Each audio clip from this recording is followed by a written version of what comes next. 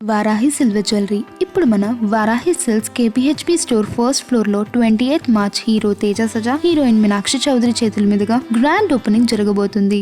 Markapuram bus ప్రమాదం దిగ్భ్రాంతికి గురి చేస్తోంది. కంకల్ లారీ ఢీకొట్టడంతో పూర్తిగా ట్రావెల్స్ బస్సు తగలపడింది. ఇక నిద్రలోనే 13 మందికి పైగా ప్రయాణికులు సజీవ దహనమయ్యారు. మృతుల సంఖ్య పెరిగే అవకాశం ఉందని అధికారులు తెలుపుతున్నారు. మృతుల్లో మహిళలు, చిన్నారులు ఉన్నట్లు ప్రాథమిక సమాచారం ఉంది. ఇందులో ఒక 5 నెలల బాబు కూడా ఉన్నట్లు తెలుస్తోంది. కంకర లారీ ఢీకొట్టడంతో నిద్ర నుంచి ఉలిక్కి పడిన ప్రయాణికులు ఏం జరుగుతుందో తెలుసుకునే లోపే మంటలు బస్సు మొత్తం కూడా అంటుకోవటం జరిగింది. ఇక వెంటనే కిటికీలు బద్దలు కొట్టి బయటకు వచ్చారు ప్రయాణికులు. కిటికీలు బద్దలు కొట్టిన క్రమంలో కూడా మొత్తం ఆ కిటికీలన్నీ కూడా వాళ్ళ శరీరానికి, వాళ్ళ చర్మానికి కోసుకుపోవటం జరిగింది. దూకిన తర్వాత కాళ్ళు చేతులు విరగటం జరిగింది. ఆ పైనుంచి దూకిన వాళ్ళకు కూడా వాళ్ళ మొహానికి మొత్తం కూడా చిన్న చిన్న అద్దం పెంకులే వాళ్ళ మొహానికి ఉన్నాయని కూడా మార్కాపురంలో హాస్పిటల్లో ఉన్నటువంటి వారు చెప్పుతున్న పరిస్థితి. ఇక మృతుల్లో ఎవరు ఎంతమంది ఉన్నారనేది తెలుసుకునే ప్రయత్నంలో అధికారులు ఉన్నారు. ఏ ప్రాంతానికి సంబంధించిన వారు ఎంతమంది ఉన్నారనేది కూడా ఇప్పుడు తెలుసుకునే స్థితిలో గుర్తించేందుకు కూడా ఇప్పుడు అధికారులు అయితే రంగంలోకి దిగారు. ఇక మృతదేహాలు అయితే అసలు గుర్తించలేని స్థితికి చేరుకుపోయాయి. నిర్మల్ నుంచి పామూరు వెళ్తూ ఉండగా ఈ ప్రమాదం జరిగింది. అయితే మృతదేహాలకి అంటే ఏ స్థితికి చేరాయంటే వాళ్ళ ఒంటి మీద ఉన్నటువంటి నగలో బంగారం ఏదో ఒకట్లో చూసే గుర్తించగల పరిస్థితికి చేరుకోవడం అయితే జరిగింది. ఇక ఈ ప్రమాద ఘట్టం మీద CM Chandrababu, deputy CM Pawan Kalyan దిగ్భ్రాంతిని వ్యక్తం చేశారు. అన్ని రకాల సహాయక చర్యలు అధికారులకు అందించాలంటూ కూడా సీఎం ఆదేశాలు ఇవ్వడం జరిగింది. పూర్తి స్థాయి నివేదిక అందించాలంటూ కూడా సీఎం ఆదేశించారు.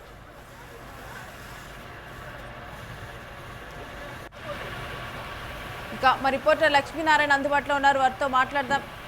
ఎస్ లక్ష్మీనారాయణ, ఈ ప్రమాదం గురించి కూడా కొంత ఇన్ఫర్మేషన్ తెలిసినట్టు తెలుస్తోంది. పూర్తి డీటెయిల్స్ ఏంటి? ఇప్పటి వరకు ఎటువంటి ఇన్ఫర్మేషన్ వచ్చింది?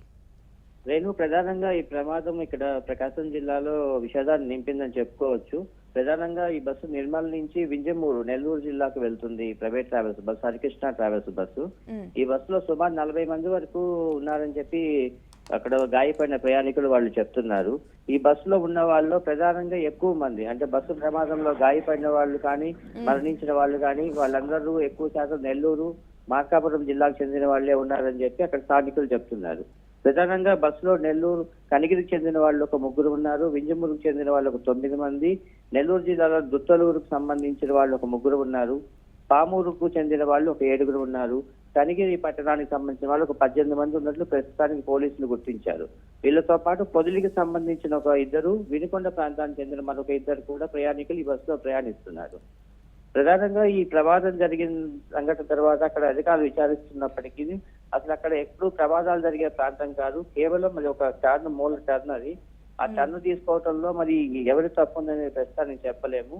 కానీ ఎక్కువ శాతం అయితే టిప్పర్ సంబంధించిన వాళ్ళకి తప్పు ఉండవచ్చు అంటున్నారు. ఎందుకంటే బస్సు గుద్దుకున్నప్పుడు నేరుగా టిప్పర్ డీజిల్ ట్యాంకులు గుద్దుకున్నట్లుగా అక్కడ సంఘటనలో పరిస్థితిని బట్టి అక్కడ పోలీసు అధికారులు చెప్తున్నారు. ప్రస్తుతానికి అయితే ఇక్కడ ఉన్న సమాచారం ప్రకారం దాదాపు ప్రస్తుతానికి 15 మంది వరకు చనిపోయినట్లు తెలుస్తుంది. ఇంకా కొంతమంది మృతుల సంఖ్య పెరిగే అవకాశం ఉంది.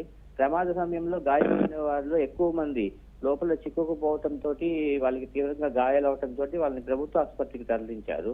ప్రభుత్వ ఆసుపత్రి తరలించిన వారిలో కూడా కొంతమంది పరిస్థితి విషమంగా ఉన్నట్టు తెలుస్తుంది. మరికొంతమంది ప్రైవేట్ ఆసుపత్రికి తరలించి చికిత్స అందిస్తున్నారు.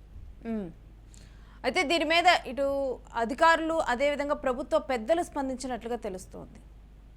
ప్రధానంగా ఇప్పటికే సీఎం చంద్రబాబు నాయుడుతో పాటు డిప్యూటీ సీఎం పవన్ కళ్యాణ్, మంత్రి గొట్టిపాటి రవికుమార్, డోలా బాల విజ్ఞాన స్వామితో పాటు పలువురు మంత్రులు ఈ ఘటనపై స్పందించారు. వీళ్ళతో పాటు రామప్రసాద్ రెడ్డి గారు కూడా స్పందించారు. ప్రధానంగా వాళ్ళు అక్కడ ఉన్న అధికారులకి స్పష్టమైన ఆదేశాలు అందించారు. గాయపడిన వారిని వెంటనే ఆసుపత్రికి తరలించి చికిత్స అందించాలి, ఎటువంటి ప్రమాదం, వాళ్ళ ప్రాణానికి ప్రమాదం జరగకుండా దగ్గరలోని ప్రభుత్వ ఆసుపత్రి కాకపోయినా ప్రైవేట్ ఆసుపత్రి తరలించి చికిత్స అందించమని చెప్తున్నారు. కాకపోతే అక్కడ మార్కాపురం ప్రాంతం అనేది ఎప్పటి నుంచో వెనుకబడిన ప్రాంతము. ఆ ప్రాంతంలో సరైన వసతి సదుపాయాలు, ఆరోగ్యానికి సంబంధించిన ఆసుపత్రుల్లో సదుపాయాలు కూడా అంత సరిగా ఉండవు. మరి ప్రస్తుతానికైతే అధికారులు అక్కడ ఉన్న ప్రైవేట్ ఆసుపత్రి తరలించారు. ఇంకెవరికైనా ఎక్కువ ప్రమాదం ఉంది అనిపిస్తే వాళ్ళని గుంటూరు కానీ లేదంటే నెల్లూరు కానీ తరలించడం జరుగుతుందని తెలుస్తుంది. ఎస్ లక్ష్మీనారాయణ, మీ దగ్గర నుంచి మరిన్ని డీటెయిల్స్ తీసుకుంటాం, అందుబాటులో ఉండండి. ఇక ఇప్పటికే కూడా ఈ ఘటన మీద అయితే ఇటు CM Chandrababu, deputy CM Pawan Kalyan వీళ్ళందరూ కూడా స్పందించడం జరిగింది. అధికారులకు ఆదేశాలు ఇచ్చారు, మెరుగైన చికిత్స అందించే విధంగా. ఇక ప్రమాదంపై మాజీ సీఎం వైఎస్ జగన్ దిగ్భ్రాంతిని వ్యక్తం చేశారు. ఇక బస్సులో ఉన్న వారి గురించి కనుక చూసుకుంటే మొత్తం కూడా ఉన్న వాళ్ళంతా కూడా నెల్లూరు జిల్లా, నెల్లూరు, మార్కాపురం ఈ జిల్లా వాసులే ఉన్నట్లు తెలుస్తోంది. ఇందులో కనిగిరికి చెందిన వాళ్ళు 3 ఉంటే, మింజామూరుకు చెందిన వాళ్ళు 9 మంది, దత్తలూరుకి చెందిన వారు 3 ఉన్నట్లు గుర్తించారు. పామూరుకు చెందిన వారు 7, కనిగిరికి చెందిన వారు 18 మంది ఉన్నట్లుగా గుర్తించడం జరిగింది. ఇక పొదిలికి చెందిన వాళ్ళు 2, వినుకొండకు చెందిన వారు 3 ఉన్నారు. ఇక దీనికోసం కూడా అంటే ఇప్పటికే కూడా అధికారులు అక్కడికి చేరుకోవటం, కనీసం మృతదేహాలు గుర్తుపట్టలేని పరిస్థితిలో ఉన్నాయి. ఇక వాళ్ళ మృతదేహాలకు అంటే వాళ్ళకి సంబంధించినటువంటి బంధువులు కానీ వాళ్ళ కుటుంబ సభ్యులు వస్తే కానీ వాళ్ళు కూడా నిర్ధారించుకోలేని పరిస్థితి. పూర్తిగా కూడా ఆ బస్సు కాలిపోయిన దానికి కూడా పూర్తిగా దగ్ధమైనటువంటి పరిస్థితి, అసలు గుర్తించలేకుండా కేవలం ఎముకల గూడుగానే మిగిలిన పరిస్థితిని అయితే మనం ఆ బస్సు ప్రమాదంలోనైతే మనం చూడొచ్చు. అతి దిగ్భ్రాంతిని కలిగించేటువంటి ఘటన ఈ ఘటన. అయితే అసలు ఆ ప్రాంతం జనరల్గా కూడా ఎక్కువ ప్రమాదాలు జరిగేటువంటి ప్రాంతం కాదు, చాలా స్ట్రైట్ రోడ్డు. దీంట్లో అసలు ప్రమాదం జరిగిందంటేనే ఒకంత ఆశ్చర్యంగా ఉందంటూ కూడా అక్కడ ఉన్నటువంటి స్థానికులు చెప్తూ ఉన్నారు. అయితే ఎవరిది తప్పు అనేది చెప్పలేం కానీ ప్రమాదం జరిగిన తీరు కనుక చూస్తే, ఇప్పుడున్న విజువల్స్ ప్రకారం కనుక చూస్తే ఏదైతే టిప్పర్ లారీ ఉందో, టిప్పర్ లారీ యూటర్న్ తీసుకునే క్రమంలో బస్సు వచ్చి ఢీకొట్టినట్లుగా చెప్తున్నారు. కాకపోతే మరి ఆ టిప్పర్ లారీ అనుకోకుండా వెంటనే వచ్చిందా? ఎందుకంటే కరెక్ట్గా కూడా పెట్రోల్ ట్యాంక్ దగ్గర బస్సు ఢీకొట్టడం జరిగింది. అనుకోకుండా స్ట్రైట్ రోడ్లో వస్తున్నటువంటి బస్సు దగ్గరకు అనుకోకుండా ఈ టిప్పర్ లారీ వచ్చిందా, లేకపోతే ఒక నెగ్లిజెన్సా ఏంటా అనేది కూడా పూర్తిగా ఎంక్వైరీ చేస్తేనే తెలియనుంది. కాకపోతే ఇక్కడ టిప్పర్ లారీదే తప్పు ఉండొచ్చు అని అయితే అక్కడ ఉన్నటువంటి స్థానికులు అయితే చెప్తూ ఉన్నారు, అక్కడ ఆ ఘటనను చూసిన వాళ్ళందరూ కూడా. కానీ బస్సులో ప్రయాణికులు ఎక్కువ మంది, 40 మంది ఉండటంతో కూడా తీవ్ర నష్టం జరిగింది. మొత్తం బస్సు ప్రమాదం జరిగినప్పుడు అసలు చూస్తూ ఉన్నాం కదా, ఒక సైడు పూర్తిగా అసలు ఏమీ లేదు, ఒక సైడు మొత్తం కూడా ధ్వంసమైపోయింది. ఆ తర్వాత పెట్రోల్ ట్యాంక్లో ఉన్నటువంటి మంటలు బస్సులోకి వ్యాపించాయి. అక్కడ ఉన్నటువంటి జనాలు నిద్రమత్తులో ఉన్నారు. ఏం జరుగుతుందో అని ఒకసారి కళ్ళు తెరిచి చూసేలోపు వాళ్ళ ప్రమాదంలో కూడా కొంతమంది ఇరుక్కొనిపోయారు. వాళ్ళ కాళ్ళు అలా ఇరుక్కొనిపోయి కూడా ఉండటం జరిగింది.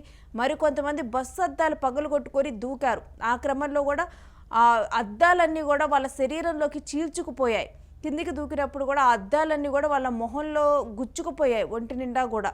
కొంతమంది కాలిన గాయాలతో 25 మంది దాకా హాస్పిటల్లో జాయిన్ అయ్యారు కాలిన గాయాలతో.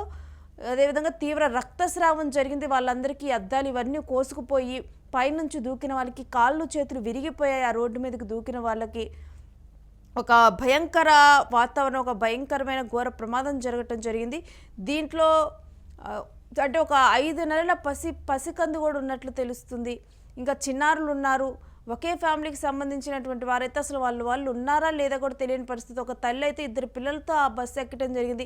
వాళ్ళు ఎక్కడున్నారో తెలియలేదంటూ కూడా, అసలు ఉన్నారా చనిపోయారా చెప్పండి కూడా ఆ మార్కాపురం హాస్పిటల్లో రోధిస్తూ ఉన్నటువంటి పరిస్థితి. ఇటువంటివన్నీ దృశ్యాలు కూడా అక్కడ కలిచివేస్తూ ఉన్నాయి.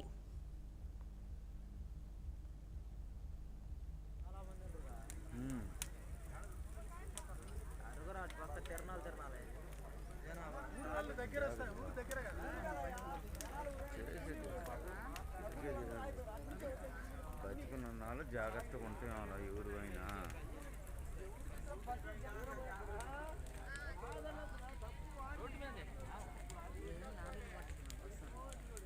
ఏది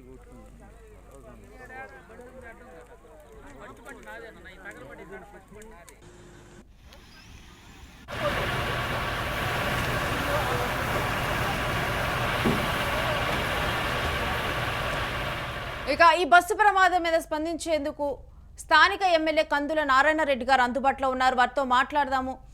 నమస్కారం నారాయణ రెడ్డి గారు. అసలు అది ప్రమాదం జరిగే స్థలం కూడా కాదని చెప్తున్నారు. మీకు ఏ సమయంలో ఈ ప్రమాదం జరిగినట్లు ఇన్ఫర్మేషన్ అందిందండి? 5:30 మధ్య జరిగినట్టుందమ్మా. నాకు 6:06 కల్లా నాకు ఇన్ఫర్మేషన్ వచ్చింది. 6:10 కల్లా నేను ఇమీడియట్ గా వెళ్ళిపోయాను. 10 కల్లా ఓకే. అప్పటికే 2 బస్సులు 2 కాలిపోతా ఉన్నాయి బాగా.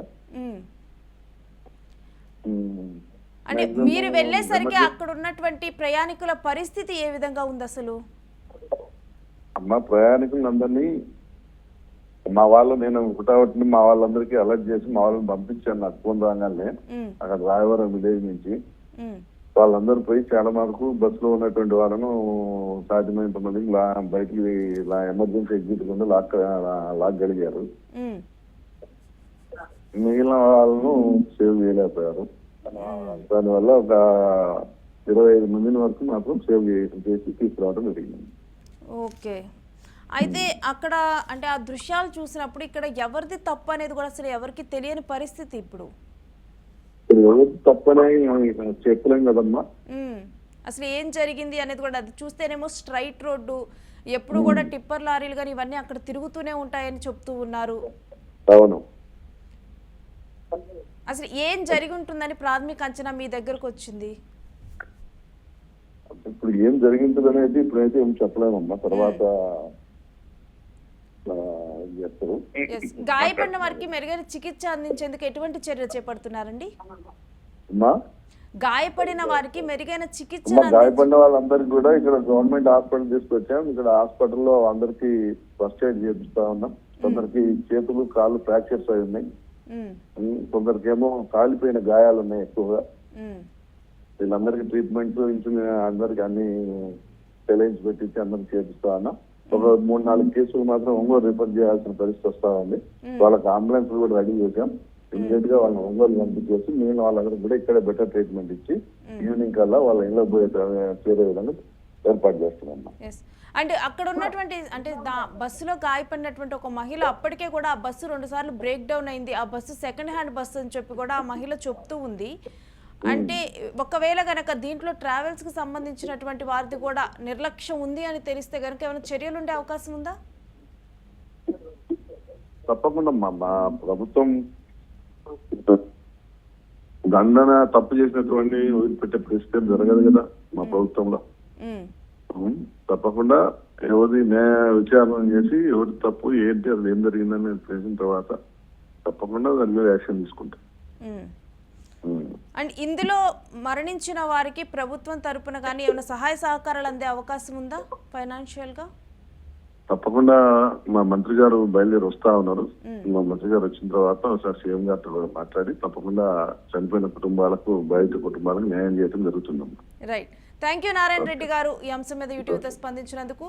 ఇక స్థానిక ఎమ్మెల్యే కూడా వెంటనే ఈ విషయం ఒక 5:20 అప్పుడు కూడా ఈ విషయం జరగటం జరిగింది. వెంటనే కూడా తనకి ఇన్ఫర్మేషన్ తెలిసిన వెంటనే కూడా చుట్టుపక్కల ఉన్నటువంటి వారిని నేను వెంటనే రాయవరం గ్రామం నుంచి పంపించారు. అదే సమయంలో కూడా అక్కడ ఎమర్జెన్సీ ఎగ్జిట్ ద్వారా కూడా కొంతమందిని బయటకు లాగి కాపాడగలిగామంటూ కూడా అదేవిధంగా మొత్తం కూడా 25 మంది అయితే సేవ్ చేయబడ్డారు. కానీ వీరిలోనైతే చాలా మంది తీవ్రంగా గాయపడిన వారు కూడా ఉండటం అయితే జరిగింది. ఇక అప్పటికే కొంతమంది ఇరుక్కొని అయితే లోపలే చనిపోయినటువంటి సజీవ దహనం అవటం అయితే జరిగింది. ఈ రకంగా కూడా ఈ ఘటన అంటే ఎవరిది తప్పు ఏంటి అనేది కూడా ఇప్పటికీ కూడా నిర్ధారించలేకపోతున్నారు. కాకపోతే ఈ ప్రాంతం మాత్రం అసలు ప్రమాదాలు జరిగేటువంటి ప్రాంతం కాదు. స్ట్రైట్ రోడ్డు, ఎప్పుడూ కూడా నార్మల్గానే వెహికల్స్ వచ్చిపోతూ ఉంటాయి, టిప్పర్ లారీలు కూడా తిరుగుతూనే ఉంటాయి. ఎప్పుడు కూడా ఇంత పెద్ద ప్రమాదం అయితే ఎప్పుడు ఇక్కడ జరగలేదని కూడా అక్కడ ఉన్నటువంటి స్థానికులు చెప్తూ ఉన్నారు. ఇందులో గాయపడిన వారైతే ప్రకాశం జిల్లాలో ఉన్నవారు గాయపడటం జరిగింది. దీంతో కూడా అక్కడ విషాద ఛాయలు అలుముకున్నాయి. మొత్తం కూడా నెల్లూరు జిల్లాకు చెందినటువంటి వారు ఎక్కువగా ఉన్నారు. దీంట్లో కూడా గాయపడిన వారిలో కూడా ఇక ఈ రకంగా కూడా ఇప్పుడు వాళ్ళ బంధువులకి వాళ్ళందరికీ కూడా ఇన్ఫర్మేషన్ చేరవేస్తున్నారు అధికారులు. వారు వస్తే గానీ అసలు చనిపోయిన వారి గురించి కూడా తెలియని పరిస్థితి.